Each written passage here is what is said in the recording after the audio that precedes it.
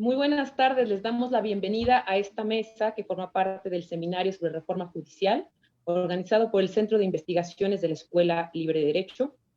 En esta ocasión analizaremos el tema del precedente judicial, uno de los temas más interesantes sin duda de la reforma, y que habrá de dar lugar a muchísimos estudios y muchísimos debates en el futuro. En esta ocasión me congratulo de tener no solo expertos en la materia, sino destacados juzgadores integrando este panel. Y por supuesto, moderará esta mesa su servidora, la maestra María Elisa Vera Madrigal, titular de la Coordinación de Políticas de Inclusión de esta Escuela Libre de Derechos. Para abrir esta mesa, entonces, le damos la palabra a el maestro Arturo Ramos Obarzo. El maestro Arturo Ramos Obarzo es abogado por la Escuela Libre de Derecho. Él cuenta con una maestría en literatura por Casa Lam. Cuenta con posgrados en Derechos Humanos por la Universidad Castilla-La Mancha, en Toledo, España, en Derecho Judicial por la Universidad Panamericana y la Universidad Austral de Argentina, y en Justicia Constitucional por la Universidad de Pisa, Italia.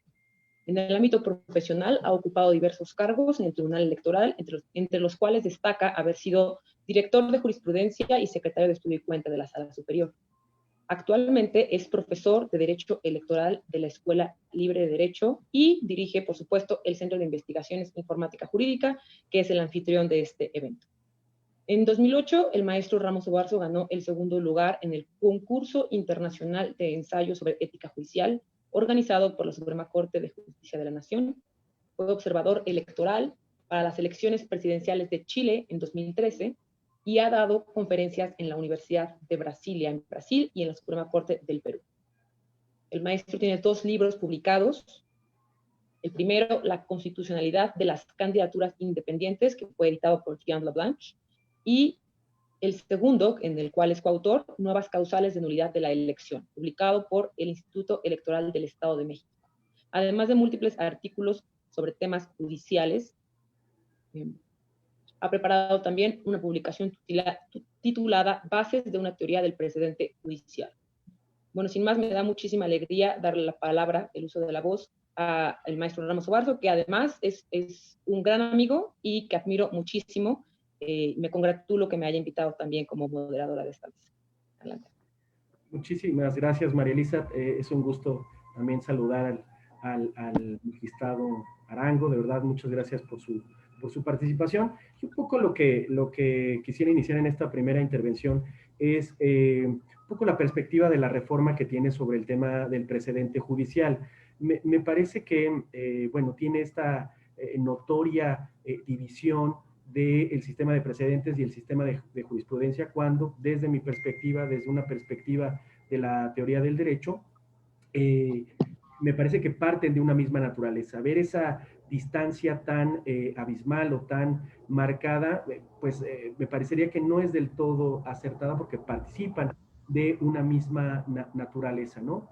Y en ese sentido, creo puede ser importante reconocer esta circunstancia, ¿no? Voy directo a los objetivos que tiene la reforma y un poco para decir en qué sí estoy de acuerdo y en qué, pues digamos, no estaría tan de acuerdo con la reforma. Uno de los objetivos claros de la reforma es justamente esta idea de la abstracción y el formato de las tesis. Es algo que, lejos de enriquecer la jurisprudencia, en realidad la empobrece, es lo que diría la reforma o los objetivos de la reforma, y que por lo tanto hay digamos, una pérdida de los argumentos, de los hechos. La exposición de motivos es muy enfática en decir que el modelo que tenemos actualmente de jurisprudencia, al abstraerlo en un criterio jurídico en las tesis, pues empobrece esa riqueza y podría descontextualizar un determinado criterio, ¿no? Me parece que en un momento dado, pues es un tema de enfoque. Yo pensaría en un momento dado que el tema desde la perspectiva del precedente judicial, me parece que podrían verse no como disyuntivas, sino por el contrario como elementos complementarios. Hay que recordar que en el mundo anglosajón existen los reports, que son las maneras en cómo se, digamos, divulga, se publican los diferentes precedentes, y justamente me parece que el equivalente mexicano sería el formato de las tesis y jurisprudencia. Hasta donde entiendo, en materia de controversia y acción de inconstitucionalidad ya lleva algún tiempo en donde se han eliminado las tesis como tal, y en ese sentido me parece que es algo pues un poco lamentable, porque servían como una manera de guía. Si bien es cierto, sobre todo para los justiciables, y en ese sentido hay un empobrecimiento o una facilitación del conocimiento del precedente judicial para, sobre todo, los justiciables. Desde mi perspectiva, creo que deberían de verse de manera complementaria la existencia de las tesis, y que su existencia como tal no implica la posibilidad de invocar otras partes de la sentencia, otra parte de la ratio decidendi de una sentencia importante, ¿no?, que pueda invocarse. En ese sentido, sí me parece pues adecuado que se elimine un poco el concepto que teníamos de jurisprudencia por reiteración, pero me parece que pues es, digamos, un poco una posibilidad de eliminar la divulgación a partir del formato de tesis y jurisprudencia, que entiendo es lo que estaría un poco en el objetivo de la reforma, ¿no? Creo yo que pueden combinarse, y esto tal vez se vea por una influencia de mi experiencia en el Tribunal Electoral, donde si bien su formato, su modelo de jurisprudencia es, digamos, inspirado en el modelo jurisprudencial de amparo, me parece que eso no impedía que en muchas ocasiones un solo precedente de la sala superior pudiera ser invocable, y de hecho era seguido por los tribunales sujetos a la jurisprudencia electoral, que hay que recordar, en materia electoral no solo es obligatoria a los tribunales electorales, sino también a las autoridades administrativas como el INE, ¿no? Y en ese sentido me parece que varios autores que han estudiado el fenómeno del precedente judicial, pues estarían un poco de este lado. Pienso en autores como Jerzy Wroblewski, que decía que el precedente judicial, lejos de ser un elemento diferenciador de países del civil law con el common law, la verdad era un elemento que más bien acercaba esos dos modelos. Con la llegada de tribunales constitucionales y Corte Suprema y Cortes Constitucionales, y al establecer sus facultades de carácter último, intérprete último de la Constitución, pues esos precedentes y esa manera de operar el sistema jurídico en esos países asemejaba a los países del common law. Y en ese sentido me parece que hay una convivencia. Michele Tarufo, recién fallecido, tuvo, me parece desde mi perspectiva, una visión en el sentido de acercar los modelos que en antaño se pensaban muy diferenciadores, ¿no?, y que en realidad en la práctica se acercaban los modelos de los países del civil law con el common law, sobre todo a partir de la noción de tribunales constitucionales y del carácter de su jurisprudencia como tal. Pienso en otros autores como Diego López Medina, con su libro El derecho de los jueces, ¿no?, y todo este tema de las líneas jurisprudenciales, que es una teoría que es aplicable tanto a países del common law como del civil law, como puede ser su natal Colombia. Entonces, me parece que este énfasis de la reforma, de decir que es un modelo muy distinto, ¿no?, pues yo pensaría más bien en repensar que el precedente judicial es, y permítanme así decirlo, es un modelo o es parte de una fenomenología jurídica, judicial, que participan de un modelo. Es pensar como la teoría de la norma, al margen de que sea producida en el Parlamento británico o en el Congreso mexicano, pues sus notas características desde el punto de vista de la teoría del derecho, pues hace que sean estudiables de manera abstracta. Me parece que esa aproximación debe de ser de la reforma. Sí me parece, por supuesto, importante la eliminación de la jurisprudencia, digamos, por reiteración, porque sí, en un momento dado pudo obstaculizar algún criterio, pero me parece, y en ese sentido, pues será interesante escuchar a los demás participantes, ¿no? Pues muchas veces la Suprema Corte, incluso con el modelo vigente, ¿no?, un precedente bastaba para marcar un derrotero interpretativo importante, ¿no? Pienso, por ejemplo, pues el caso Florence Cassés, que marcó pues todo un canon interpretativo, ¿no?, sobre el debido proceso, ¿no? De igual manera, en el Tribunal Electoral, que es donde tengo un poco más de experiencia en ese sentido, muchas veces eran invocables partes ratio decidendi de muchas sentencias del tribunal, ¿no?, a pesar de no estar, digamos, atrapadas en una tesis como tal. Entonces yo creo que la aproximación que debe de verse de estos temas es no hacer esa diferencia tan tajante entre jurisprudencia y sistema de precedentes. Por supuesto, existen sus diferencias, ¿no? Pero me parece que la aproximación debe ser entender al precedente como un fenómeno particular del tema judicial y en ese sentido hacer esa aproximación. Falta, por supuesto, pues ver cómo es recibida esta, pero incluso también creo que me da tiempo de poder decir lo siguiente. Veo un poco una contradicción en la reforma si consideramos por un lado los llamados plenos regionales de circuito, que tendrán un poco el objetivo, y ayer tuvimos una mesa al respecto, de unificar los criterios jurisprudenciales, y por otro el tema del el llamado sistema de precedentes.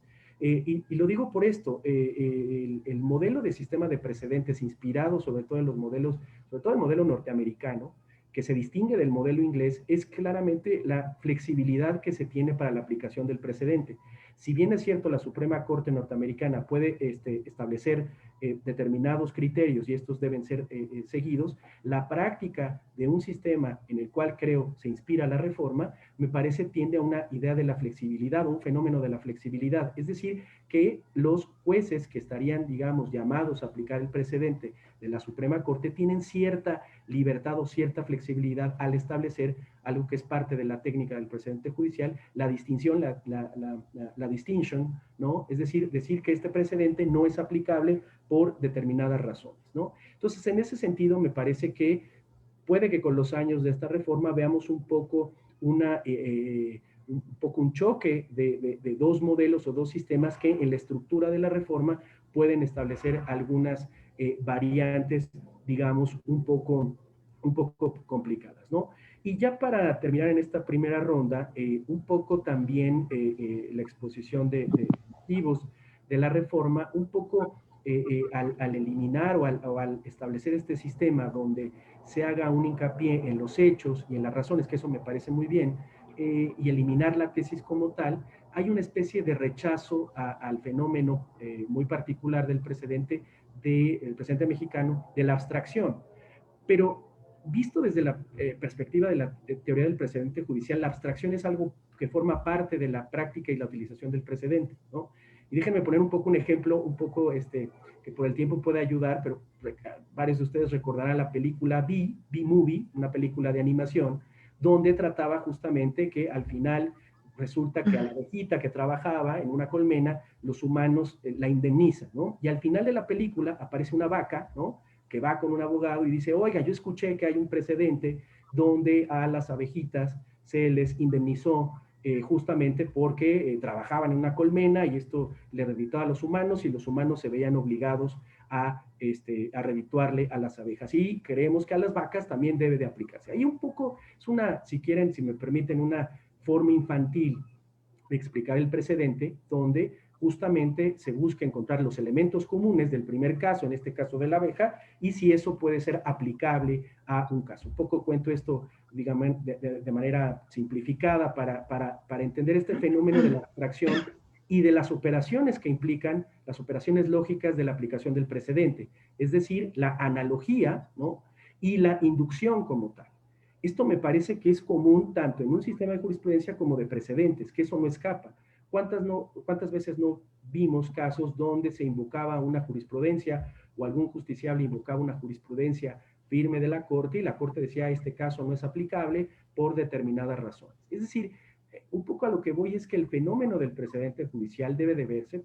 Hay, por supuesto, variantes y aspectos que cada modelo y cada país tiene. Pienso, por ejemplo, el modelo canadiense que tiene esta figura del notwithstanding, una cláusula que eventualmente le permita al Parlamento exceptuar el control constitucional una determinada ley, lo establece la Constitución canadiense, y son particularidades que los modelos de cada país tienen, pero al margen de ello, y que por supuesto me hago cargo de esos objetivos, que por supuesto son bien intencionados de la reforma, me parece que digamos, no toma en cuenta todos los aspectos y toda la discusión que ha habido en torno al precedente judicial, ¿no? Bueno, entonces esta sería mi primera aproximación para no un poco abusar del tiempo. Muchas gracias.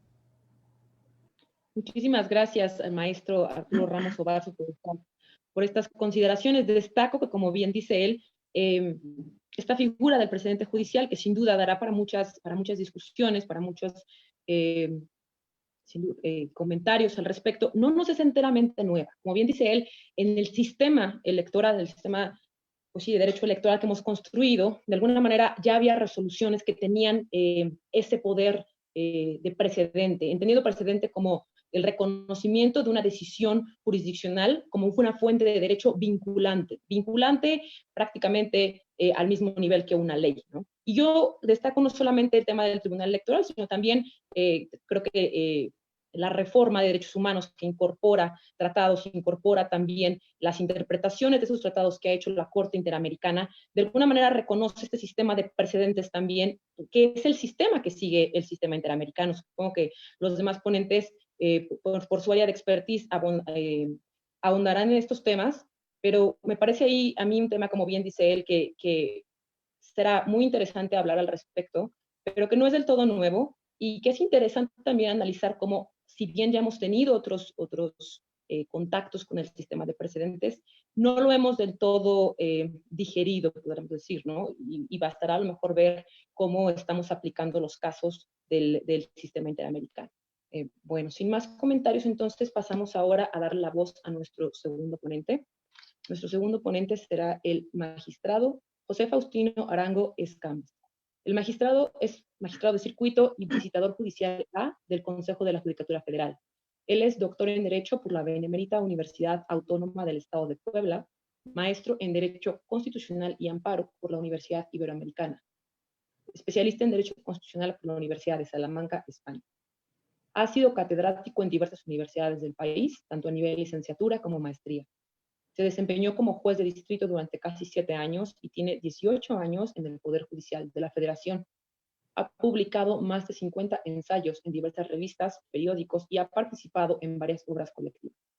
Es autor del libro Poder Judicial, análisis en torno al reconocimiento social, casos de México, España y Estados Unidos, publicado por Editorial Purrúa, y actualmente está pendiente de publicación por la misma editorial el segundo libro del magistrado, titulado El Consejo de la Judicatura Federal en México, una mirada hacia su constante evolución a partir de propuestas concretas. Cedo la palabra al magistrado Arango. Gracias, doctora María Elisa. Bueno, antes que nada, quisiera saludar a los demás ponentes, al doctor Arturo Ramos, al doctor Ricardo Sepúlveda, que no tengo el gusto de conocerlo en persona. Me honra mucho estar entre tan distinguidas personalidades de temas tan importantes que han escrito y trabajado sobre la reforma judicial, y sobre todo sobre el tema de la judicatura. También quisiera agradecer brevemente a la Escuela Libre de Derecho. No había tenido la oportunidad de participar en algún foro donde la Escuela Libre de Derecho convocara, y también quiero agradecer en ese sentido, específicamente al doctor Arturo Ramos, que fue quien me hizo la invitación, que tuvimos la fortuna de coincidir en algún otro foro sobre el tema similar a este. Sin más aspectos, quisiera yo abordar, creo que son 2 rondas. Entonces, en esta primera ronda, quisiera yo referir algunos aspectos básicos, porque entiendo que nos están escuchando o viendo diversas personas de diversos ámbitos, incluyendo probablemente estudiantes de Derecho. Quisiera yo señalar, la jurisprudencia con el precedente, que es el tema que ocupa, pareciera lo mismo, pero realmente no lo es. Y eso quisiera quedar claro en el sentido de la audiencia que estudia Derecho o otras personas que tal vez no están tan metidos en esta rama judicial. Pareciera lo mismo, pero no es lo mismo. En el caso de México cobra más relevancia porque se pretende ser, en mi modo de ver, un sistema híbrido o un sistema complementario de lo que ya tenemos. Si la reforma judicial lo que busca hacer es meter algo adicional, pero sin dejar la jurisprudencia, aunque no la deja como la tiene en la actualidad, pero sí va a haber todavía la jurisprudencia por reiteración, que tiene la gran problemática de la obligatoriedad y tiene, digamos, como un enemigo principal del sistema de precedentes o de la migración al sistema de precedentes. Pues yo lo que considero es que busca una fusión entre un sistema de jurisprudencia que tenemos actual con un sistema de precedentes de la tradición del common law que hay en otros países, para tratar de hacer un complemento. Algo similar sucedió con el modelo de control constitucional concentrado y difuso. Yo siempre sostuve, antes de que hubiera el control difuso en México, que el modelo de control concentrado mexicano realmente era pues un híbrido, porque estaba concentrado en una institución que era el Poder Judicial de la Federación, pero en realidad no de un tribunal constitucional al 100%, sino que también había jueces de distrito tribunales colegiados y circuitos de amparo directo en ciertas características que hacían un modelo de control, se ve un híbrido, ¿no? Aquí sería similar. Para ejemplificar un poquito a los que nos están viendo, el precedente viene en el common law y el precedente no requiere en sí una reiteración. Basta la decisión jurídica de un asunto para que se entienda como una obligatoriedad. Puede haber ciertas variantes en cuanto a la votación, pero basta una sola decisión. Ejemplo, como decía la doctora, el sistema interamericano, la Corte Interamericana de Derechos Humanos, pues con sus sentencias, eso es un sistema de precedente y eso en sí mismo conforma una jurisprudencia, digamos, obligatoria. No requiere de reiteraciones o de ciertos otros mecanismos, como es la jurisprudencia que tenemos hasta hoy en día, que está por cambiar o transitar a reserva de la aprobación de las legislaturas de los estados para la reforma judicial en ese sentido, ¿no? También quisiera señalar que todo precedente es en realidad ya jurisprudencia desde el punto de vista de la contradicción de tesis que ya teníamos. Es decir, no es algo tampoco tan novedoso la transición que vamos a hacer. Es decir, el Pleno de la Suprema Corte de Justicia de la Nación y las salas, primera y segunda sala, ya vienen haciendo un sistema de precedentes si lo vemos desde el punto de vista de que el Pleno, cuando resuelve una contradicción de tesis de las salas, o las salas, cuando resuelven contradicciones de tesis de los colegiados, pues realmente es una sola decisión que crea jurisprudencia obligatoria y pareciera que es un sistema de precedente como tipo tradición del common law, pero que realmente se le llama jurisprudencia por unificación de criterio o por contradicción. Entonces no es algo tan novedoso. Lo que se busca ahora es que la Suprema Corte se quede, digamos, solamente con ese control del sistema de precedentes y ya el tema de la reiteración lo deje para los tribunales colegiados de circuito. Ese es un tema interesante porque uno de los temas a debate que yo siempre he sostenido cuando hablamos de este punto es que ¿qué tanto podremos seguir sosteniendo la jurisprudencia por reiteración? ¿Qué tan conveniente será mejor migrar totalmente a un sistema de precedentes y quitar el tema de la reiteración? Otro aspecto es que quiero dejar exentado es que la idea central de esto, es decir, ¿por qué se hace esto? ¿Por qué la reforma judicial busca esto? Yo pienso que es uniformar los criterios y hacer una seguridad jurídica mayor de la que podemos tener. La problemática del caso mexicano es interesante porque hay muchos tribunales federales. No solo hay muchos tribunales del foro común o de los locales o estatales, sino dentro del foro federal hay una cantidad muy considerable de tribunales, de juzgados federales, de tribunales federales. Entonces, la producción, digamos, de criterios por reiteración o de criterios aislados es muy amplia y muy vasta y prácticamente cada semana existen nuevos criterios, ¿no? Entonces, yo creo que lo que se busca es dar una mayor seguridad jurídica, acotar un poco el sistema de jurisprudencia y de precedentes para hacer un híbrido, un complemento, pero que haya mucho mayor seguridad jurídica del justiciable y del foro litigioso, ¿no? Hay también importante comentar que la retro decidendi es lo que juega el tema de la obligatoriedad. Es decir, las demás consideraciones complementarias de un precedente, el obiter dicta que se le llama, no requieren la votación o podrían no requerir la votación. Realmente lo que nos interesa es la ratio decidendi, los razonamientos que pueden ser replicados en casos similares en el futuro, ¿no? Ahora, yo quisiera dejar sentado aquí algunas preguntas de choque de debate que podrían irse contestando inclusive por la gente que nos ve o que nos pueden mandar ahí algún comentario.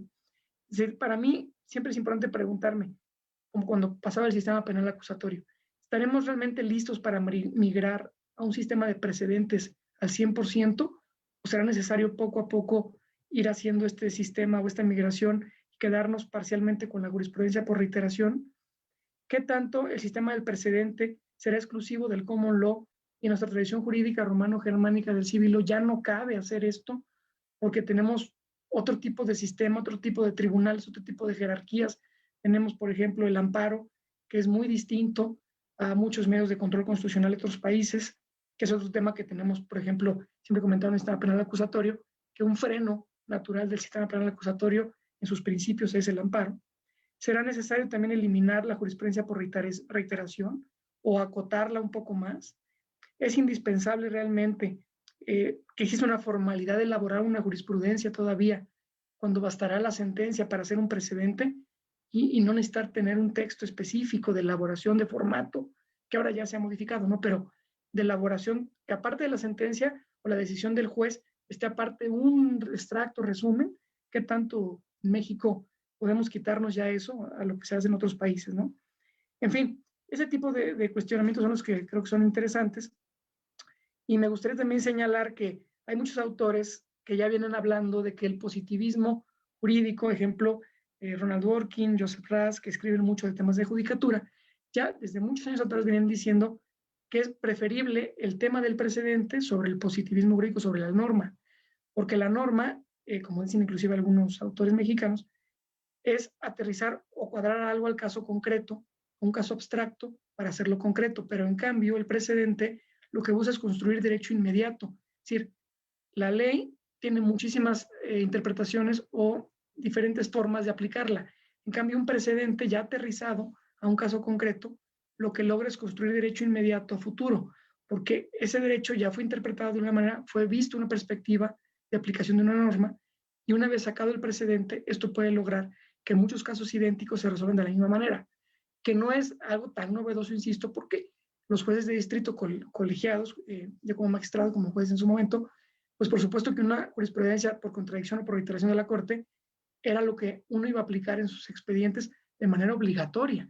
Podemos inclusive no compartirla, no es tan novedoso el tema, pero ¿qué tanto realmente podemos seguir pensando que el sistema de precedentes daña al positivismo, o que el sistema de precedentes es invasivo, o que hay un derecho judicial autoritario, que he escuchado también en algunos foros, de que qué tanto la responsabilidad o el poder de los jueces, ¿no?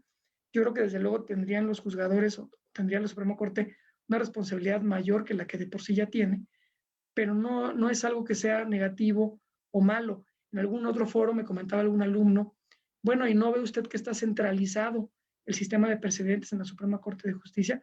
¿No ve o ve que sea dañino que hay una centralización del tema de los precedentes en un solo órgano? Yo comentaba que no es que sea una centralización, sino que la Suprema Corte pues se quedaría con un sistema de precedentes inmediato bajo ciertas votaciones, 8 y 4, pleno y salas, dependiendo la integración, pero seguirá habiendo una jurisprudencia por reiteración con base en cómo viene la reforma, que tendrán los colegios de circuito, que son muchísimos tribunales federales en el país. Entonces no hay una centralización como tal del sistema de jurisprudencia de precedentes, pero tal vez sí lo haya en el tema del precedente judicial bajo la concepción pura del common law respecto de la Suprema Corte, cosa que yo no veo mal, sino veo muy positivo, porque de esta manera evitamos que haya bandazos de criterios en uno y otro expediente, sino lo que buscamos es que haya una cierta línea sobre los mismos casos para resolución, que no pase que un colegiado hace una cosa, otro colegiado hace otra, otro juez, en fin. Yo creo que la seguridad y certeza jurídica es lo que busca esta idea de la reforma. Finalmente quisiera concluir diciendo que me parece interesante lo que dice el doctor Arturo Ramos, que es un fenómeno jurídico judicial muy particular. Es decir, no debemos de pensar, pasamos de la jurisprudencia mexicana tradicional que teníamos a un sistema de precedentes como otros países de tradiciones de common law, pero sí debemos de ver que es un fenómeno que tenemos que tratar de adecuarlo a nuestra realidad jurídica dentro del quehacer jurisdiccional. Y yo creo que eso no se va a lograr sino hasta que estemos en la práctica, tal cual sucedió con el tema del control difuso, tal cual sucedió con el control de convencionalidad, tal cual sucedió con el sistema penal acusatorio, y en general como ha sucedido cuando queremos meter nuevos temas de implementación en el quehacer jurisdiccional. No va a haber de otra más que sobre la práctica, pero creo que tiene, en mi modo de ver, cosas más positivas que negativas, aunque sí creo que un enemigo natural del sistema de precedentes es la jurisprudencia por reiteración, pero que en un caso como el de México podría tener cabida un sistema híbrido complementario. Gracias, doctora. Muchas gracias, magistrado. Retomo, como bien dice usted, que el sistema de precedentes tiene muchos elementos positivos, como lo dice la misma reforma. La idea es que donde haya la misma razón, se llegue a la misma decisión o a la misma aplicación del derecho. Y creo que eso es algo que en ningún sistema de justicia se discute. Todos los sistemas de justicia buscan ese nivel de congruencia, porque en ese nivel de congruencia, de alguna manera, encontramos justicia. Y por lo menos podríamos dedicar mucho tiempo a discutir qué es justicia, qué considera cada quien que es justicia, pero creo que en todos nuestros elementos, nuestras definiciones, podríamos llegar al consenso de ese elemento de congruencia, ¿no? El tema es cómo llegamos, como bien dice usted, cómo llegamos a esas decisiones que de alguna manera se vuelvan congruentes. Y a mí me parece que ahí el precedente, es un elemento importantísimo, pero ojo, a mí me parece que el precedente no logra la congruencia del sistema por sí mismo. A mí me parece que el precedente logra la congruencia del sistema como resultado de un método que se aprende en universidades, que es producto de un sistema educativo. En mi experiencia muy particular, que me tocó ir a una universidad norteamericana, para mí fue sorprendente ver cómo desde el día 1 los estudiantes leen casos en los que se mezcla elementos sustantivos, elementos procesales. Ninguna materia tiene tal cual la separación de ahorita vamos a estudiar solamente casos de proceso o casos sustantivos, y se deja muy poco tiempo para analizar en realidad cómo es interpretado los casos, por ejemplo, por la academia, ¿no? Que es un tema coyuntural. Y destaco esto porque, bueno, nuestro sistema para aprender el derecho es sin duda muy diferente. Nosotros aprendemos el derecho a partir de leer libros que elabora la academia, que elaboran doctrinarios, ¿no? Entonces creo que ahí el tema importante es cómo vamos a lograr, como bien decía el magistrado, capacitar no solamente a los futuros abogados, sino quienes ya somos abogados, para que aprendamos a crear este sistema, no solamente a crear precedentes, sino para que entendamos este método de producir derecho y de llegar a una solución. Bueno, sin más intervención, procedo a darle la palabra a nuestro tercer panelista. El tercer panelista es el doctor Ricardo Sepúlveda. El doctor Ricardo Sepúlveda Íñiguez es doctor en Derecho Constitucional por la Universidad Panamericana. Él cursó sus estudios de licenciatura en la Escuela Libre de Derecho y cuenta con especialidad en Derechos Humanos por la Universidad de Nottingham, en Inglaterra. En el ámbito académico ha sido profesor de Derecho Constitucional y Derechos Humanos en diversas universidades públicas y privadas de varios estados del país, por más de 20 años. Actualmente es maestro de la Escuela Libre de Derecho y de la Universidad Anáhuac y conferencista invitado en la Universidad de London School of Economics y del Instituto Max Planck en Heidelberg, Alemania. En el tema de los derechos humanos se ha desempeñado como director de Derechos Humanos de la Secretaría de Gobernación. Durante su cargo fue responsable de elaborar el Programa Nacional de Derechos Humanos de México y fue impulsor del Acuerdo Nacional de Derechos Humanos firmado por todos los estados de la República en diciembre de 2005 y de la Declaración Universitaria por una Cultura de Derechos Humanos, a la que se adhirieron más de 200 universidades en todo el país. Ha sido miembro de la Junta Directiva del Consejo para eliminar la discriminación y es autor de múltiples publicaciones en revistas especializadas. Desde 2008 conduce la sección Derechos Humanos en Serio en el Instituto Mexicano de la Radio. Es autor además de las obras Las leyes orgánicas constitucionales hacia una nueva constitucionalidad para México, Derecho Parlamentario Constitucional Mexicano y Por la voluntad hacia la libertad. Es coautor también de Para entender la Constitución, el derecho desde sus disciplinas y la supremacía constitucional. En su trayectoria reciente fungió como director del Centro Jurídico para los Derechos Humanos, además como consultor internacional de la OEA y de la Oficina del Alto Comisionado de las Naciones Unidas en Honduras.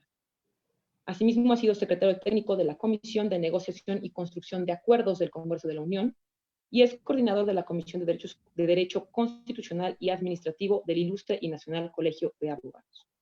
En abril de 2009 fue nombrado por el Senado de la República como miembro del Consejo Consultivo de la Comisión Nacional de Derechos Humanos y actualmente es director general de Coordinación de Compilación y Sistematización de Tesis de la Suprema Corte de Justicia de la Nación. Le cedo la palabra, doctor. Muchas gracias, María Elisa, y gracias por esta muy afortunada para mí, un privilegio, invitación de parte de mi alma mater, de nuestro director del Instituto de Investigaciones Jurídicas y, por supuesto, de parte del rector, el maestro Ricardo Silva. Y me da mucho gusto, además, coincidir con el magistrado Arango. La verdad es que yo tengo, además desde mi posición, pues mucho respeto a lo que hacen los magistrados. Y finalmente, al estar frente a la oficina del Semanario Judicial de la Federación, pues lo que me corresponde es muchas veces tratar de servir mejor a la labor que hacen los órganos jurisdiccionales.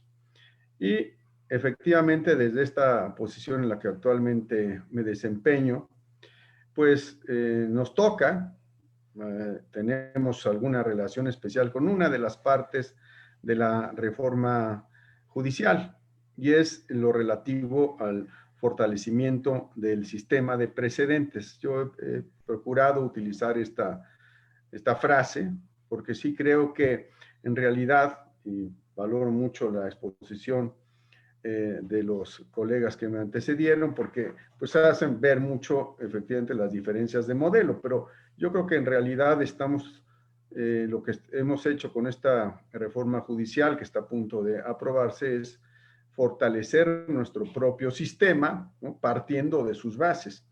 Y esta parte del fortalecimiento al sistema de precedentes con que contábamos y con algunas modificaciones, pues es de lo que me voy a referir. Especialmente lo haré también haciendo algunas menciones sobre la perspectiva del Semanario Judicial de la Federación, donde se tienen varios impactos. Ustedes saben que en el semanario, además, aprovecho para comentar, pues estamos en el 150 años, el aniversario 150 del semanario, no es poca cosa, ¿no? Realmente estamos hablando ya de un pilar de nuestro sistema de sistematización, difusión y conocimiento de los criterios de los órganos judiciales. Y eso en parte nos habla de la forma en cómo tenemos que abordar una modificación de esta naturaleza. Pues desde el semanario, como ustedes saben que es un órgano de difusión que tiene el Poder Judicial de la Federación, pues se publica lo que propiamente determina el Poder Judicial de la Federación. Y ahí se incluye jurisprudencia, pero también se incluyen otros criterios que no tienen esa categoría o esa vinculatoriedad, pero que es necesario para su difusión. Quiero comenzar en esta primera intervención, mencionar algunos puntos que quizás son conocidos por varios de los que nos escuchan, porque pues, es un auditorio especializado y conocedor, pero no está de más para contextualizar bien mi intervención, mencionar que efectivamente había ya algunas, vamos a decir, deficiencias de nuestro sistema que motivaban esta modificación. Algunas derivaban de la complejidad mismo del sistema, que tenía muchas formas de integración de la jurisprudencia, y que otras, pues en realidad eran situaciones en las que se estaba o se prestaban para un detrimento del papel que tiene la Corte, la Suprema Corte de Justicia de la Nación, como órgano rector y máximo tribunal. Por mencionar unas, diré las que son bastante ya sabidas y platicadas, que no todas las resoluciones de la Suprema Corte eran obligatorias, ¿no?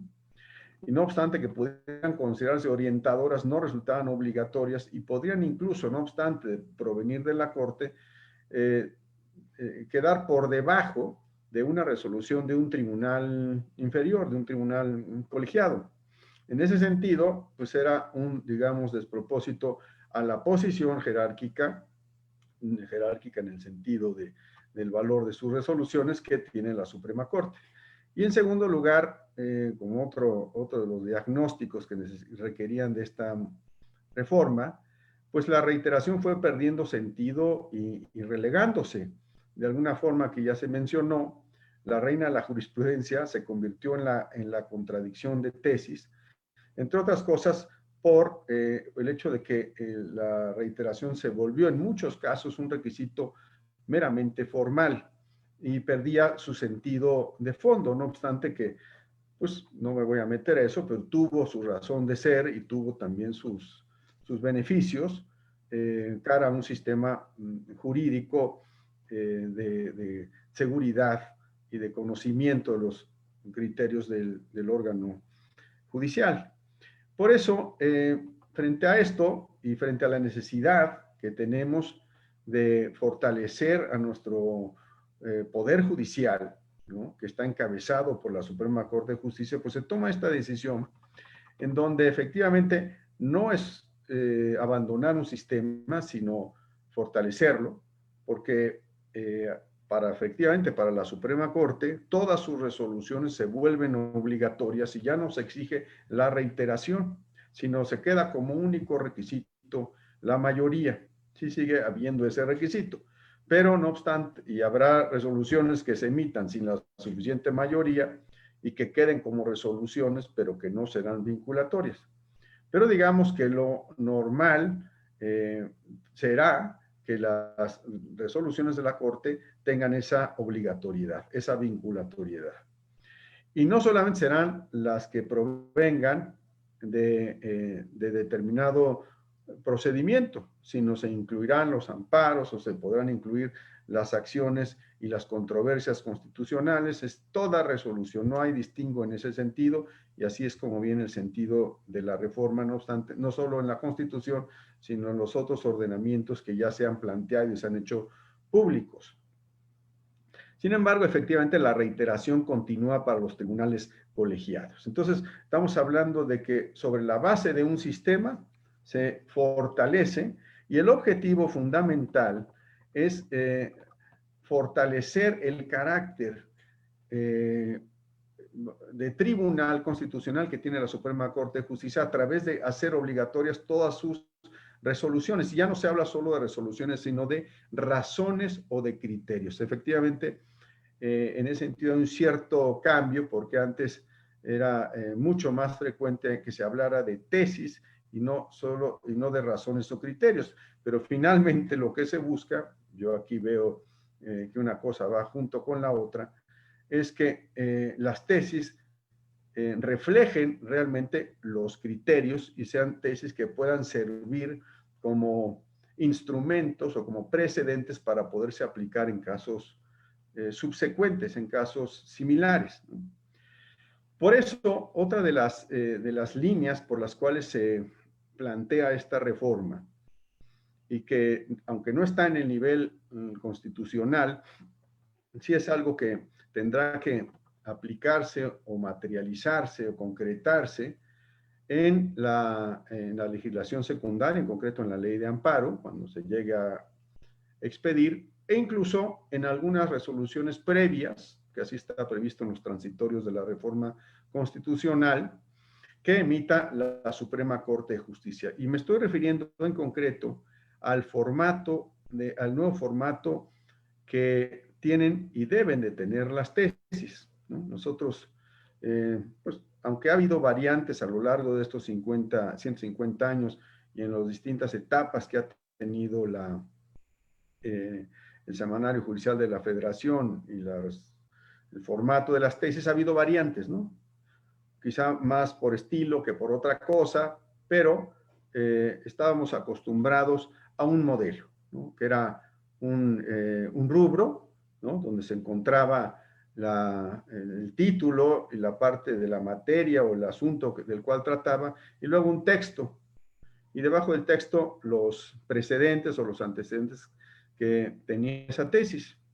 Pues como ustedes saben, a partir del año pasado, a través de un acuerdo general de la Suprema Corte, no el año pasado, ya fue el antepasado, pues que ahora pasa muy rápido el tiempo y a veces nos confunde con esta situación de la pandemia, pero ya ha pasado un poco más de un año, se tomó el acuerdo en el Pleno de la Suprema Corte de adoptar un nuevo formato para las tesis, y que tiene mucho que ver con este modelo de contar con precedentes que realmente tengan no solo el nombre, sino esa naturaleza, esa característica.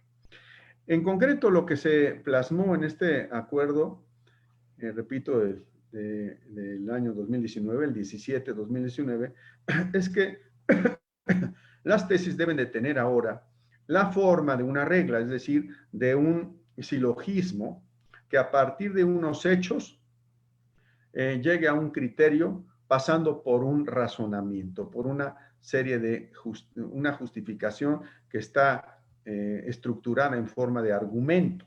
Entonces hay una premisa, una argumentación y una conclusión. La conclusión es el criterio, ¿no? De hecho, lo que y ustedes lo saben porque ya se han empezado todo el año anterior, y ahora en lo que vamos de estos, paulatinamente se ha ido adoptando este nuevo formato. Pues ahora ya no es solo un párrafo, antes era una regla, no estaba mandatado así, pero era la costumbre, y ahora se divide en tres partes, en donde la primera, después del rubro donde está el título y el subtítulo, donde vienen los hechos, luego el criterio jurídico y luego la justificación. Y esto yo creo que no es una cuestión menor, porque en realidad si queremos que los precedentes tengan la característica de servir para la resolución de casos similares, pues es necesario que tengan bien identificados los hechos, que se tenga también muy claro cuál es el criterio, muy concreto, muy sintético, y que las argumentaciones o razonamientos estén también vinculados con esa conclusión. Lo que hemos tenido hasta ahora en nuestro sistema, pues son tesis de muchos tipos. Yo digo que todas muy valiosas, ¿no? Porque pues hay tesis más amplias, otras más abstractas, otras más generales, unas que planteaban incluso metodología de interpretación, otras incluso más doctrinales. Pero ahora la resolución que ha tomado la Corte, y va en el mismo sentido, es que exista este nuevo formato de las tesis y que va orientada a lograr un sistema, un fortalecimiento del sistema de precedentes. Estoy consciente que esto no es tampoco tan fácil, ¿no? Porque efectivamente requiere de toda una nueva praxis y eso no se cambia con simplemente un decreto o simplemente un acuerdo, es necesario aprenderlo, ¿no? Les cuento que, por ejemplo, el año pasado, una de las medidas que tomamos fue la de hacer un curso en línea para elaboración de tesis. Con este nuevo formato, pues logramos, afortunadamente, la réplica de varios cursos, y gracias a eso, pues más y más personal del Poder Judicial, pues ha ido conociendo de manera muy específica el modo como esto se puede hacer y los retos que representa, porque evidentemente representa retos. Por mencionar, permíteme, hijo, por mencionar alguno, por ejemplo, en los hechos, cómo se plasman cuando se trata de contradicción de tesis, ¿no? No puede ser igual que si se trata de un amparo, ¿no? Pero lo que hemos también ido detectando es que es posible darle una solución a cada uno de estos casos, ¿no? A cada una de estas situaciones, ¿no? En el caso de la contradicción de tesis, lo que ha sucedido es que en los hechos se coloca el punto de contradicción, ¿no? El tema de contradicción de la manera más específica, para que haya una hilación con lo que es el criterio jurídico y luego la justificación. Pero bueno, hay muchos retos, ¿no? Sin duda yo estoy seguro que esos retos habrá que enfrentarlos. Y sinceramente, para pronunciarme sobre el tema de si el modelo va a funcionar o no va a funcionar, pues yo no hablaría tanto de modelos, ¿no? Estoy de acuerdo en que hay diferencia, pero hablaría más bien de cuál va a ser el impacto para el fortalecimiento dentro de nuestro mismo modelo. Y aquí concuerdo mucho con lo que dice María Elisa. Evidentemente, en el fondo de lo que estamos hablando es de fortalecer la jurisprudencia como una fuente de derecho, ¿no? O sea, que realmente tenga, no solo en cuanto a su obligatoriedad formal, sino en cuanto a su conocimiento y en cuanto a su utilización, pues un rango igual que la ley, ¿no? Yo estoy de acuerdo, yo también aprendí derecho leyendo leyes y doctrina. Y alguna vez estaba en una jurisprudencia, hoy no. Y también hay otra cosa muy interesante. En la Corte tiene una ventaja el área que actualmente me corresponde dirigir, y es que no solamente nos encargamos de la publicación del semanario, sino de los sistemas de consulta digital. Entonces, bueno, no somos los tecnológicos, pero sí tenemos el manejo de los sistemas de consulta, y eso es un instrumento de difusión bárbaro. Porque antes eran los libros que por ahí estaban empastados en algunas bibliotecas o en los libreros de los magistrados, jueces, abogados, y ahora podemos acudir a este sistema de una manera mucho más accesible, universal, etcétera, ¿no? Todo lo que sabemos. Entonces, bueno, yo dejaría aquí mi primera participación. Estas son las líneas donde yo veo que puede haber este fortalecimiento de nuestro sistema y dejo algunas cosas para mi siguiente participación. Muchas gracias. Muchas gracias, doctor. Destaco, como dice usted, que uno de los, a lo mejor de los impactos principales de esta reforma será precisamente en la posición que jugará la judicatura como intérprete de la ley y particularmente la posición que jugará la lectura de casos dentro del proceso de aprendizaje del derecho, ¿no? A mí me parece que una de las implicaciones más importantes, concuerdo con usted, es el reconocimiento de que las decisiones jurisdiccionales son una fuente de derecho vinculante, ¿no? Por supuesto, hablamos en la reforma habla de decisiones jurisdiccionales de la Suprema Corte de Justicia, lo que realza el carácter político que le dará a la Suprema Corte de Justicia, poniéndola al mismo nivel que el legislativo, donde sus actos tendrán el mismo poder que las leyes, que los actos formalmente expedidos por el legislativo. Entonces, a mí me parece que esa parte es muy interesante, sin duda, y habrá que ver cómo juega en el futuro para la conformación y el futuro desarrollo de nuestro sistema de justicia. Sin mayor intervención, entonces, cedo la palabra nuevamente para empezar con la segunda ronda al maestro Arturo Ramos Obarzo. Muchas gracias, Elisa. Muy interesante esto. Yo un poco en esta segunda parte me gustaría referirme un poco a esto que ya comentaba, ¿no? Que esta manera, digamos, de entender el precedente, creo yo sobre todo la tenemos en tema de controversia y acción de inconstitucionalidad, donde justamente la ley marcaba que la jurisprudencia surgida en controversia y acción surgía de las razones como tal, y que incluso la hechura de las tesis era en su momento una manera de divulgación, ¿no? Entonces, esa, digamos, experiencia que se da en eso, por ahí Raúl Mejía le llamaba la jurisprudencia por razones, ¿no? Es decir, dado que está establecida en las razones en la sentencia, y es una manera de cómo creo fue una primera aproximación de este modelo o este cambio, ¿no? A mí, en todo caso, me gustaría insistir que creo que este tema debe de verse desde un punto de vista de la teoría del precedente judicial y de los aspectos que como fenómeno guardan común, y que hay aspectos contingentes en cada modelo y en cada país, ¿no?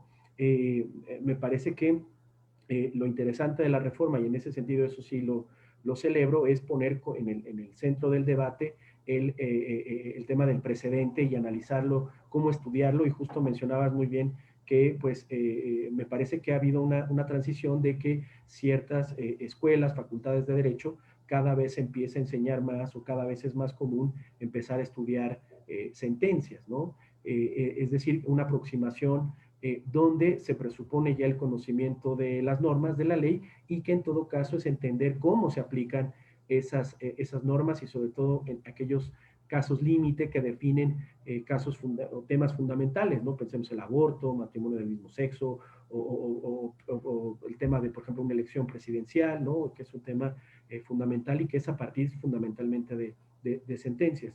Es muy positivo, ¿no? Poner en el centro del debate esto, y a mí me parece muy interesante todos estos ejercicios de cómo reportarla, y de cómo pues encontrar que esa manera de reportar la jurisprudencia del caso mexicano, que un poco no es que defienda la tesis como tal por una cuestión meramente de tradición, no, por supuesto que coincido, fue muy revelador la manera en cómo todo este ejercicio que se hizo en la década de los 90 en compilación de tesis, de depurar justamente todo el material jurisprudencial, donde muchas veces la tesis no reflejaba el criterio jurídico que estaba contenido en las sentencias.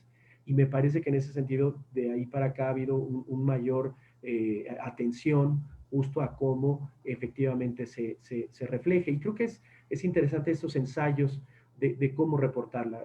Un poco lo que me tocó a mí ver en una primera etapa del Tribunal Electoral era justo que muchas veces ese criterio podría descontextualizarse, es que en el formato tradicional se agregaban un poco las circunstancias del caso, un poco a manera de ejemplo, para un poco ese criterio encontrar asidero en hechos concretos, ¿no?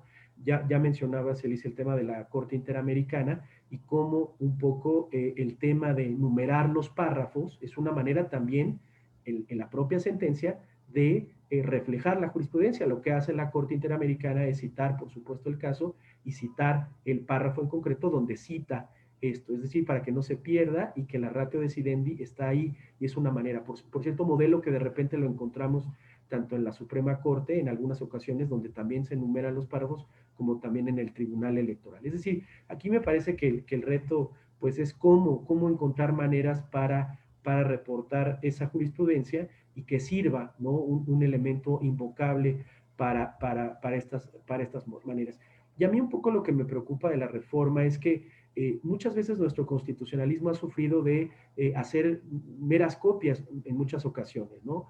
El constitucionalismo mexicano, en buena medida en su origen, pues tiene un poco este pecado de hacer una asimilación a veces sin entender una tradición que ahora ya tenemos y que evidentemente yo estoy de acuerdo en eliminar esas prácticas. Por ejemplo, esto que me parecía que era muy lamentable, aquellas tesis donde no reflejaban el criterio jurídico, y el ejercicio que hubo de depuración me pareció muy importante para justamente realizar ese ejercicio. Ese ejercicio también incluso se llevó a cabo en el Tribunal Electoral, ¿no?, para poder, digamos, tener todo un cuerpo doctrinal, jurisprudencial, que sirva para que justamente, y ese es el objetivo de la reforma, pues tutelar derechos de mejor manera. Entonces yo creo que ese es un gran reto, me parece que también un gran reto en lo tecnológico. Creo que la utilización del JUS de alguna manera ha permeado de manera importante, y en todo caso el reto es cómo hacer que se vuelva más útil. Y creo que en ese sentido hay una responsabilidad compartida de los jueces de ser congruentes con los precedentes que hayan emitido, ¿no? Por supuesto con los practicantes cuando invocan la jurisprudencia, y que no solo en ese sentido se queden solo en la emisión de la tesis, sino que un poco el gran reto será pues conocer todo la ratio, ¿no?, de una sentencia, ¿no?, porque esto es un poco de los países del common law, ¿no?, esta llamada el treasure, el tesoro, que muchas veces las argumentaciones están, digamos, de alguna manera establecidas en una sentencia, y que es el gran reto del operador jurídico, tratar de invocarlas. Una sentencia no solo resuelve un caso, un conflicto presente, sino hay quien dice, ¿no?, los estudios del precedente judicial, que es un poco también, incluso de mayor importancia, el precedente que fija hacia el futuro, la posibilidad de vinculación que irradia hacia casos futuros, y en todo caso cómo pueden ser asimilados. Me parece que es un cambio importante, y no perder de vista un poco pues lo que se ha avanzado en teoría y práctica. A mí me parece que el fenómeno del precedente judicial reúne los mejores elementos de la praxis jurídica, pero junto con la teoría, y que creo que debe de hacerse enfoques que vayan en ese mismo sentido, ¿no?, que vayan en la idea de entender un fenómeno en particular, pero que al profundizarlo obliga a conocer aún más las sentencias, que no nos podemos quedar sobre todo en las tesis, y que en todo caso esa manera de reportarla facilite justamente, porque el gran debate que existe en los países donde prevalece el sistema de precedentes es muchas veces que, por ejemplo, los reports o compilaciones de esos precedentes los hacen entes privados, ¿no?, editoriales privadas, ¿no?, y en ese sentido la idea es apelar a que me parece es una labor conjunta, y también las escuelas tienen una pues ya obligación de cómo empezar también a enseñar, como bien decías tú, enseñar nuestros propios precedentes, ¿no? Es impensable hoy que una clase de derecho constitucional pues se mantenga ajena de lo que esté decidiendo la Corte en temas fundamentales, donde va marcando, digamos, la interpretación de las normas constitucionales, ¿no? Bueno, yo la dejaría hasta ahí.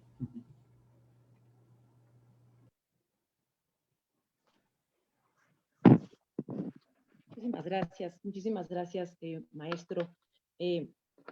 Como usted dice, destaco, por supuesto, esta idea de que el derecho es cíclico, y me recuerda, la verdad, haber leído justo cuando me tocó estudiar todos estos temas en su momento, cómo en los orígenes del derecho común hubo fuertes discusiones entre los principales compiladores, que eran Sir Edward Coke y Blackstone, ¿no?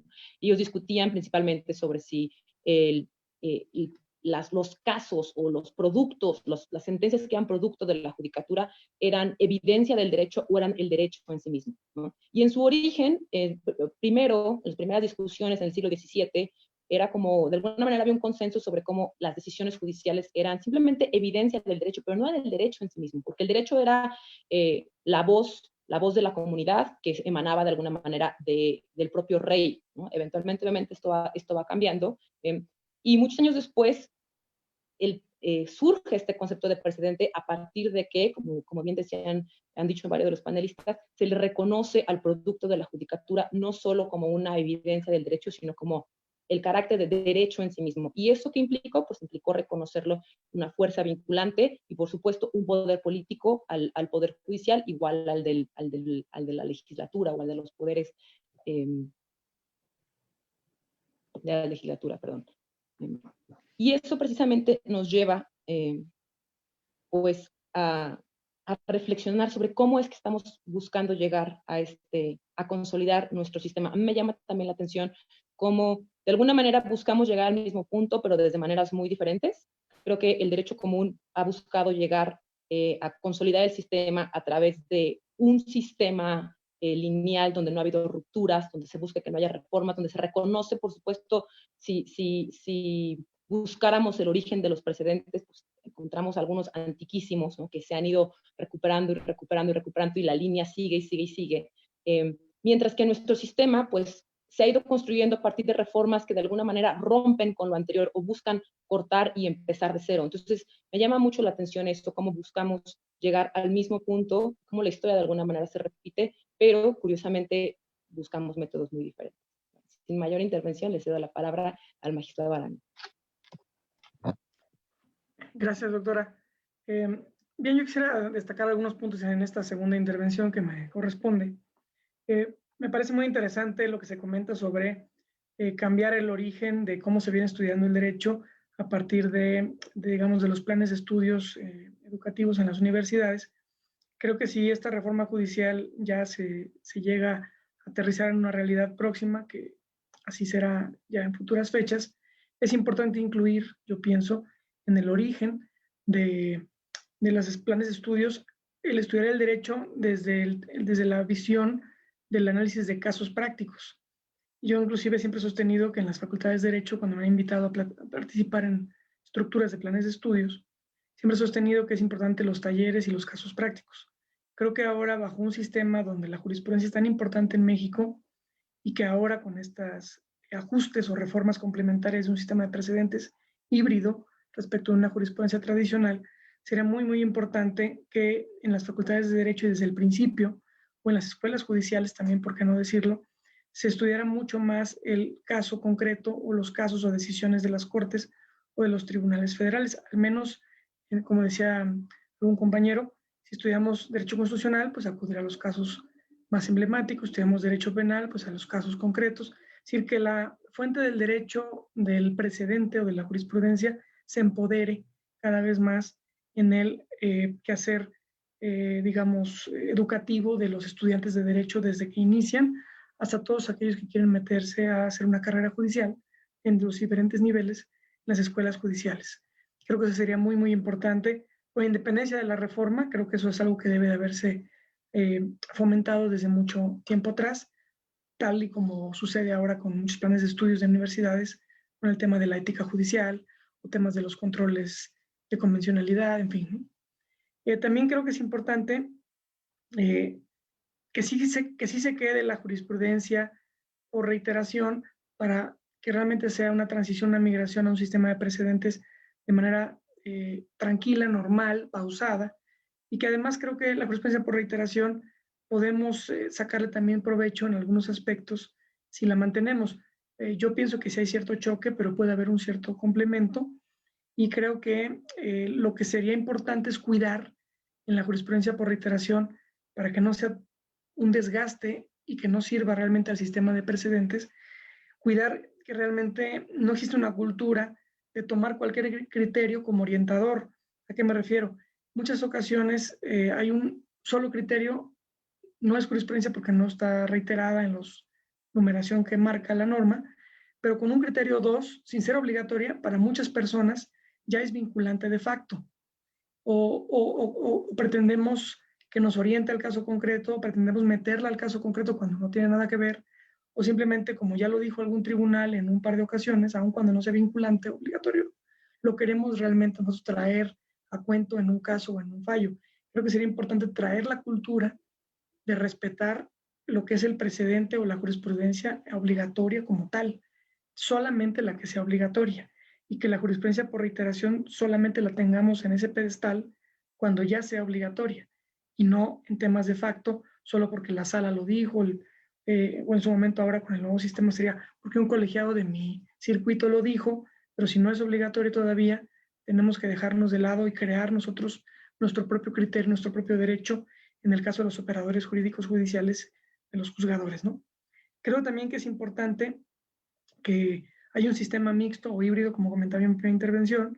Creo que puede fortalecer y creo que podemos aprovechar las dos ventajas del sistema de precedentes en la forma en que se ha acotado en este foro, como también el tema de que aún puede haber criterios unificadores como los de los plenos de circuito, que se pretenden todavía permanecer o dejar, y de los colegiados de circuito, pero bajo la óptica de que se respete mucho que solamente sea la jurisprudencia por reiteración ya terminada. También creo que es muy importante, y eso lo comentaron varios, creo que también lo referí en mi primera intervención, yo decía, ¿qué tan necesario será pasar la decisión del caso a un resumen o síntesis? Porque en muchos países basta solamente la decisión o la sentencia, y ya el trabajo del operador jurídico, tanto el que lo va a aplicar o replicar, como el litigioso o el del foro el litigioso, es meterse a las entrañas de la decisión, ver qué es donde está la ratio decidendi y tratar de invocarlo para que sea una fuente del derecho aplicable o práctica o eficaz en los casos futuros, ¿no? Yo creo que por facilidad práctica sí debe de ser el formato de un resumen o síntesis. A lo mejor muchos que son amantes del tema del precedente como tal puro, pues no estarán muy de acuerdo. Algunos comentarios en otros foros he escuchado, pero yo creo que sí es importante que se mantenga el sistema del resumen o la síntesis, no como rubro y texto, sino como ahora la Corte ya ha transitado algo todavía más explicativo. Pero yo creo que es muy importante no solo que esté la ratio decidendi, yo creo, y eso a lo mejor es lo que choca un poco más, creo que debe de tener la ratio decidendi, el resumen o el criterio de la sentencia, y además todas las consideraciones periféricas del caso, para que yo como operador jurídico, judicial o litigioso sepa si realmente ese precedente me aplica a mi caso concreto, porque si nos quedamos solamente en la ratio decidendi, puede haber algunos lagunas o aspectos que yo no estoy viendo y que realmente en mi caso concreto sí se pueden aterrizar. Ahora, esto no quiere decir, en mi modo de ver, que ese síntesis o resumen, a manera de hechos del caso, ratio decidendi, como se quiere estructurar, no quiere decir que eso me evite o ya me desanime de acudir a la ejecutoria o a la resolución o a la sentencia en su conjunto, porque muchas veces el resumen podrá haberse hecho de manera casi perfecta, pero en muchas ocasiones el resumen o la síntesis puede dejar de lado algunos aspectos. Entonces yo creo que es importante, como quiera, tener presente la posibilidad de acudir a la sentencia en su conjunto, pero sí que existe un formato de síntesis que me permita a mí ver el hecho del caso y la ratio decidendi. En conclusión, me gustaría decir que creo que es importante, y no lo digo yo porque, no lo digo en mi caso porque esté en el Poder Judicial de la Federación, pero creo que es importante que la reforma judicial haya mirado no solo a muchos temas, sino también no haya dejado de lado el tema de la fuente del derecho, de la jurisprudencia o del precedente judicial, como se le quiera llamar. Y creo que es importante darle un poco más de confianza y valía o empoderamiento a las instituciones de justicia en la medida en que obviamente se obre bien y se actúe en forma adecuada. Si el empoderamiento del Poder Judicial a través de una reforma judicial que tenga que ver con el precedente, me parece muy loable que se haya vuelto o mirado a ver este campo, tanto en la aplicación para el operador jurídico interno como para el externo, que será el litigante o inclusive el justiciable. Hay muchos justiciables que hacen sus propias demandas y tocaron muchas así como juez de distrito y eran ellos mismos quienes se representaban. También creo que es importante conformar nuestro propio sistema y no querer copiar al 100% un sistema de precedentes de otras tradiciones, sino que podemos nosotros hacer una especie de sistema híbrido, que es lo que realmente pretende la reforma en su texto y una vez que se apruebe ya en definitiva, es realmente una transición, una migración, tomar en parte lo que tenemos y en parte lo que se puede ocupar del sistema de precedentes judiciales. Tratar de hacer nosotros nuestro propio forma de ser o de aplicar el derecho para el caso concreto mexicano, que además, yo como decía, tenemos la ventaja o desventaja de que nuestro juicio de amparo indirecto, según se vea, es muy versátil y muy diverso a otros medios de control constitucional. El directo también, pero más el indirecto, ¿no? Creo finalmente que debemos de pulir el contenido del precedente o de la jurisprudencia. Como decía, un formato que realmente nos ayude a identificar correctamente los hechos del caso y la ratio decidente, para que realmente sea fácil y manejable para cualquier persona poder aterrizar qué caso es exactamente el mismo o puede ser similar o aplicable el mismo criterio que se tomó en otro.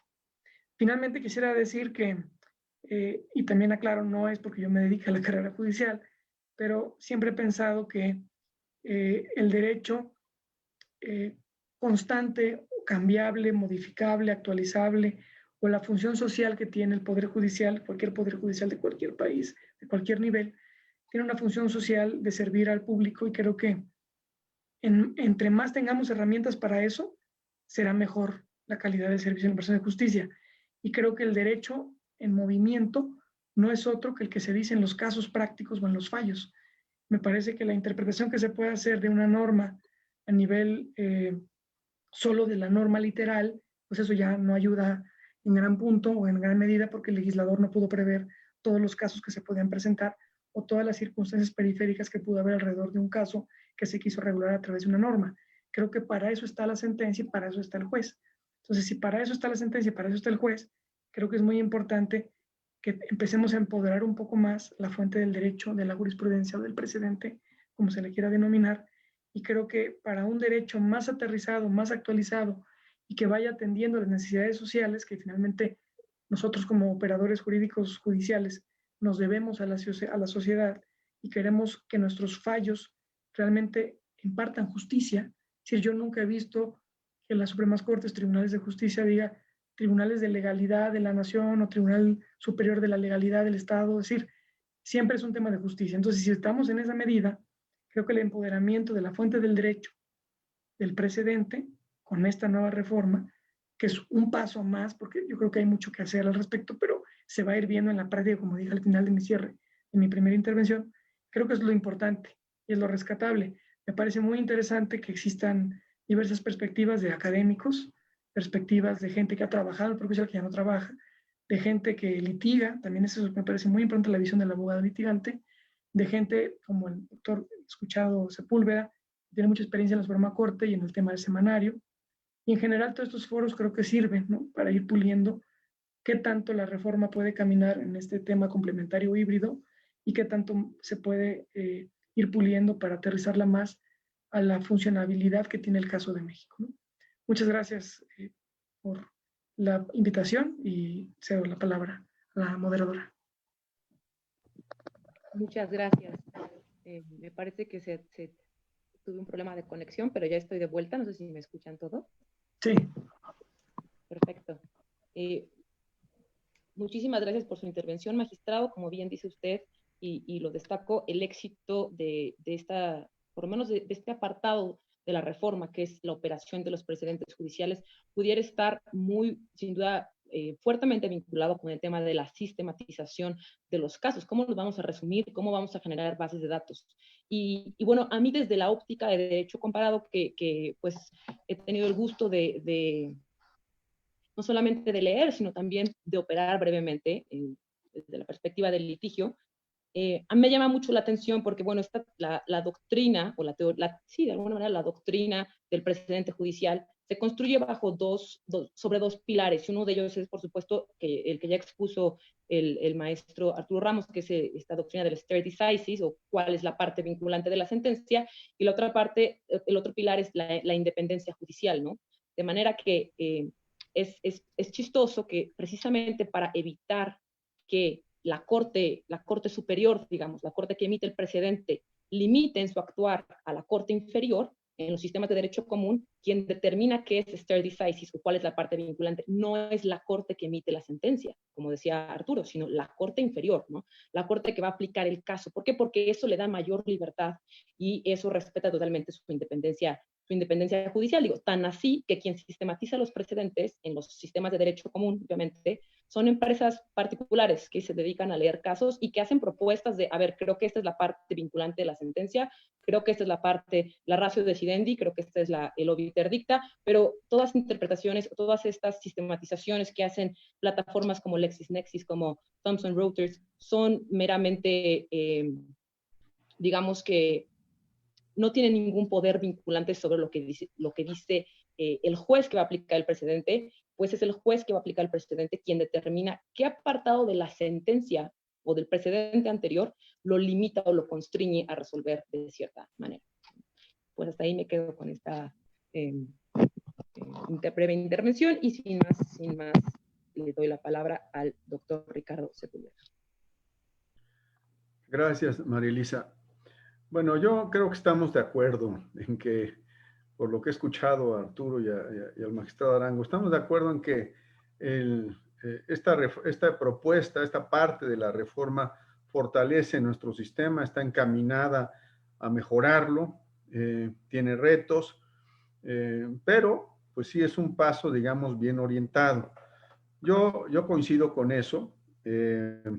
Por supuesto que hay retos de gran calado, y ahorita me referiré a algunos de ellos, pero vamos a seguir un proceso. Además, yo creo que también nuestro sistema, ¿no?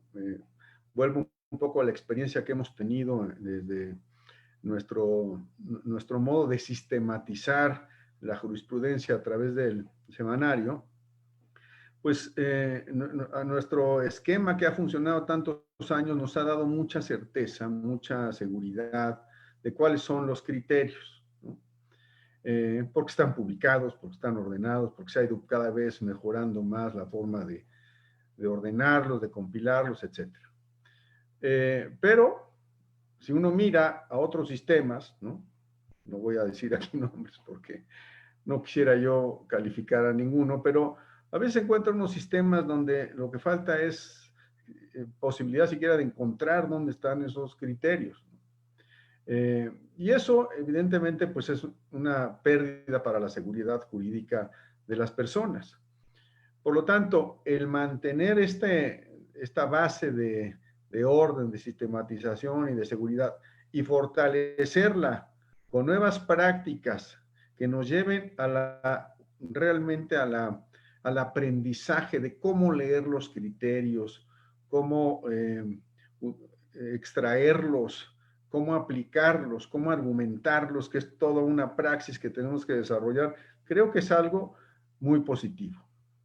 También yo he hablado con muchos operadores jurídicos, tanto magistrados como litigantes, pues que también hablan, ¿no? Por ejemplo, de a veces los excesos que se dan en el modo de utilizar las tesis, ¿no? Ahora que además se puede a través de los medios digitales copiarlas y pegarlas y encontrarlas, a veces se pierde el fondo de lo que son los criterios y se utiliza más como una instrumentalización, vamos a decir, de la tesis en su formato, pero no en su contenido. Y por eso creo que esto va a estar, está bien orientado hacia donde queremos que nuestro sistema jurídico mejore. Sin duda, la falta de aplicación de la jurisprudencia no puede calificarse de otra manera, sino como una debilidad de nuestro sistema jurídico, y eso es hacia donde está orientada esta propuesta. Ahora bien, después de la reforma constitucional vendrán varios pasos, ¿no? Y en ese proceso, pues también hay muchas cosas que irán definiéndose. Uno de esos primeros pasos, que es sin duda muy importante, es el acuerdo que tome la Suprema Corte para definir cómo van para concretar, para ponerle puntos a las IES de lo que va a ser este nuevo sistema de precedentes, y tendrá que tomar algunas definiciones que yo obviamente pues no puedo anticipar porque no sé cómo van a ser, pero como responsable del semanario sí tengo que irme preparando por lo que esto pueda suponer. Por ejemplo, quisiera mencionar algo que me parece también es como ilustrativo. Desde el momento en el que se tomó la decisión por parte del Pleno de que ya no habría tesis de acciones y controversias, sino que se publicarían las ejecutorias y se crearía, así de hecho se publicaba en el Semanario Judicial de la Federación, un sistema de precedentes, se usaba ese término, sistema de precedentes en acciones y controversias. Pues en el primer momento, una de las cosas que supuso un reto fue el que se consultaran estas ejecutorias, porque las personas estaban acostumbrados a consultar las tesis, y como ya no había tesis, pues entonces no sabían dónde encontrarlas. Y sin duda, hay muchas acciones y controversias que tienen una gran riqueza. Entonces, una de las decisiones, por ejemplo, que tomó la Corte fue el que se utilizara una metodología de identificación de estos criterios a base de enunciados que se ponen al margen, bueno, depende cómo se lea, pero se vinculan con los párrafos y se les pone una mención muy sucinta y esos enunciados se llaman rubros temáticos, ¿no? Bueno, esa es una nueva forma de sistematización que sirve para orientar a la búsqueda de esos criterios. No exime de leer la ejecutoria, porque es no es una tesis eso, no tiene la forma, la extensión de una tesis, pero sí tiene una utilidad de búsqueda y de localización de esos criterios. Bueno, eso fue un cambio y que ha tardado tiempo en que esto sea cada vez más conocido. Ahora que hemos renovado el sistema de búsqueda del semanario judicial, pues parte de nuestro interés fue poner más visible las ejecutorias de acciones y controversias para que justo se pudieran acudir más a ellas como fuente de estos criterios de aplicación de precedentes.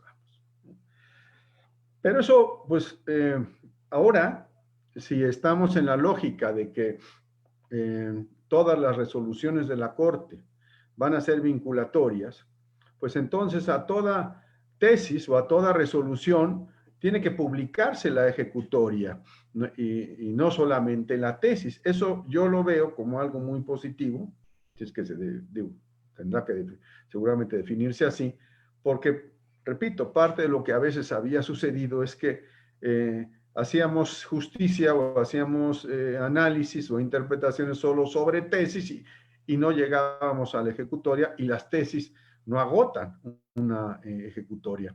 No obstante, que las tesis están, hablé del formato, tratando de vincularse más y más con las ejecutorias. Pero eso también va a ser otra parte, ¿no? A mí me preguntaban el otro día, o lo hemos analizado al interior del equipo, oye, ¿se van a publicar más, vamos a decir, más material en el Semanario Judicial de la Federación o menos después de esta reforma? Pues la verdad es que no puedo responder, porque por un lado va a haber obligación de publicar más, por lo que estoy diciendo de que son obligatorias, pero por otro lado va a haber menos asuntos que conozca la Corte.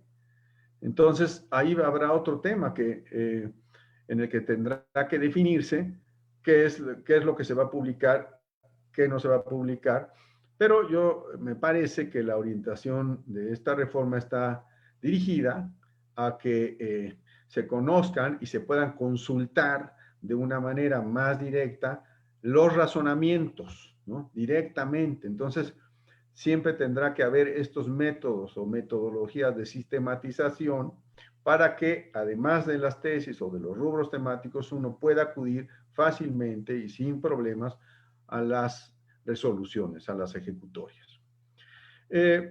Por otro lado, me parece que pues estos ajustes que se van a tener que ir dando nos van a permitir, estoy de acuerdo con el magistrado Arango, nos van a permitir ir pausadamente, creo que decías, ¿no? Gradualmente.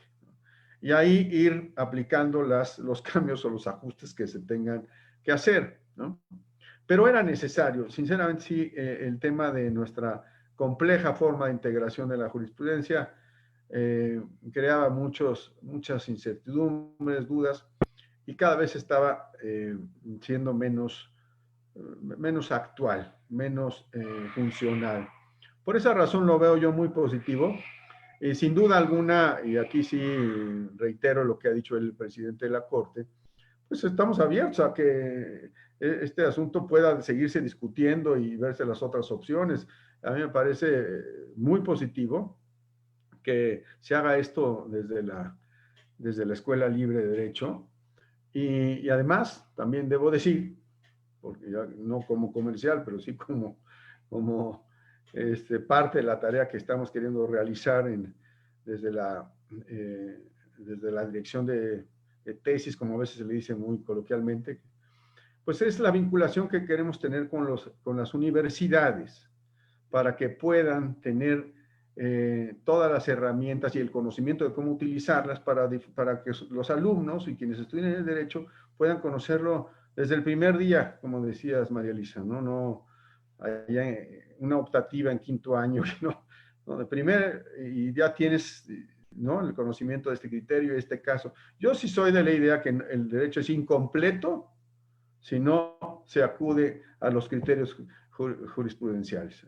Y aquí también utilizo otra de los ejemplos, que además me queda cercano porque es un tema en el que yo me he dedicado muchos años, que es el de derechos humanos, pero lo que ha dicho el presidente de la Corte, la reforma constitucional de derechos humanos, la gran reforma transformadora, que va a cumplir, por cierto, 10 años en unos meses, pues no, se hubiera quedado bastante corta si no hubiera tenido toda esta evolución que ha habido por parte de la Corte y después de los órganos jurisdiccionales, tribunales, colegiados, jueces, etcétera. Entonces sí creo que no es completo un sistema jurídico. Bueno, pues eso es lo que yo quisiera aportar, ojalá y sea de utilidad. Lo hago con el mayor afán de que se pueda conocer también lo que pasa dentro de la Corte y lo que analizamos desde el área de tesis con el objeto de beneficiar el conocimiento de las vertientes que tiene esta reforma. Nuevamente, muchas gracias por la invitación. Muchísimas gracias, doctor, por sus consideraciones tan interesantes. Como bien dice, la publicación de la sentencia será un elemento toral para lograr la aplicación correcta del sistema de precedentes. Me parece que el maestro Arturo en algún momento también refirió cómo este tema de publicar las sentencias se usaba en épocas anteriores, ¿no? Me parece que fue en la octava época donde se deja de hacer, y súper interesante cómo en algún momento, a mí no me tocó operar la octava época, quisiera darles mi experiencia, pero desgraciadamente no. A lo mejor los ponentes nos pueden dar esta experiencia, pero bueno, supongo que sí fue un parteaguas cuando se pasa la novena época, se corta esta idea de publicar necesariamente la ejecutoria, y de ahí pues obviamente empezamos con estos, a lo mejor, áreas de oportunidad en nuestro sistema jurídico, particularmente en el tema de la congruencia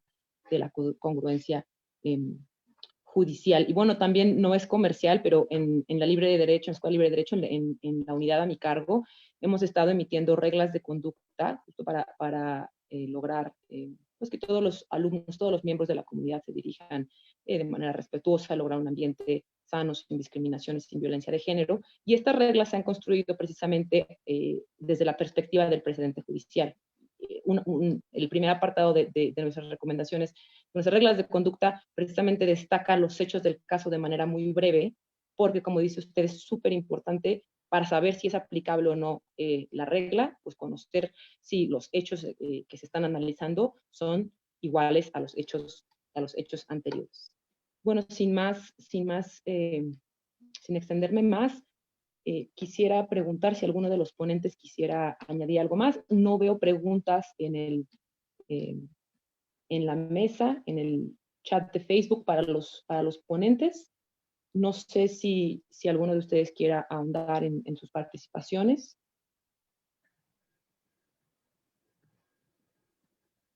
Sí, adelante, doctor.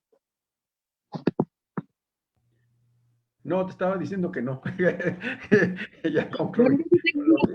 Yo sí tengo una pregunta para ustedes. Okay. Así como bien destaca usted, la publicación de la sentencia será un tema esencial, pero me pregunto si también esta idea de buscar sentencias cada vez más concisas en formatos más sencillos, ¿en qué medida será necesario también para lograr un sistema de precedentes mucho más efectivo?